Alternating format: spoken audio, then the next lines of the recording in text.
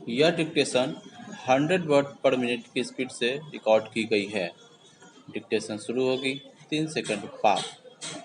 Start. अध्यक्ष महोदय, आपने शायद सुना होगा कि हमारे देश के कुछ भागों में हिंसा की घटनाएं हुई है। आपने यह भी सुना होगा कि हमारे यहाँ कुछ ऐसे उग्रवादी तत्व हैं जिन्हें हम नक्सलवादी कहते हैं। वे किस प्रकार पनपे? इसलिए कि हमारे देश के कई भागों में समुचित भूमि सुधार कानून नहीं है और जहां ऐसे कानून है भी वहां उनका परिपालन ठीक से नहीं हो रहा है।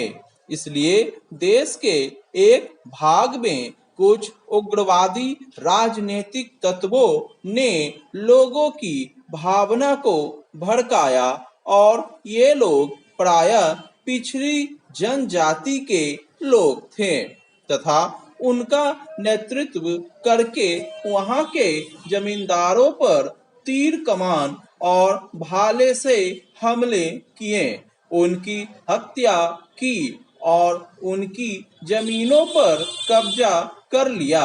अब काम करने का एक तरीका यह भी हो सकता है, लेकिन एक और तरीका यह है कि हम देखें कि अन्याय हो रहा है और इसलिए ऐसे कानून बनाएं जिससे एक व्यक्ति के पास अमुक मात्रा से अधिक भूमि या शहरी संपत्ति आदि न हो।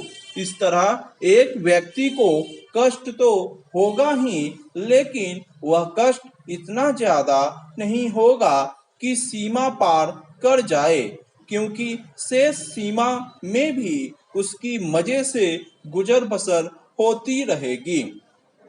और यह कीमत है जो हम शांति और आर्थिक विकास के लिए चुकाते हैं। और हम सब जानते हैं कि इस देश तथा अन्य देशों का यह अनुभव है कि जब जनता को समान रूप से अवसर उपलब्ध होते हैं तभी समाज सुदृढ़ बनता है और ये तनाव कम होते हैं।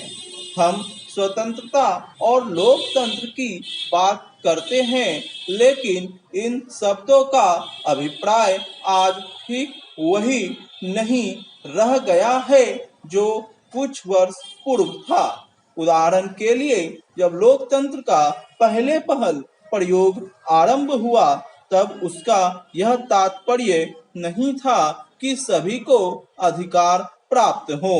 उसका तात्पर्य था कि कुछ विशिष्ट लोगों को अधिकार मिले, जबकि बहुसंख्यक लोग अधिकारों से वंचित रहें। लेकिन युगों के क्रम में इसका अर्थ बदलता गया और आज पिछले सीमित अर्थ को कोई भी नहीं स्वीकार करेगा और आज विश्व के सभी प्रतिवाद आंदोलन इसीलिए छिड़ते हैं कि कोई न कोई समूह महसूस करता है कि चाहे वह काला हो या गोरा या युवा वर्ग, वह अधिकार नहीं पा रहा है जो लोकतंत्र के अंतर्गत उसको प्राप्त है। डेली अपडेट्स के लिए मेरे चैनल विवेक स्टूडेंट क्लासेस को सब्सक्राइब करें।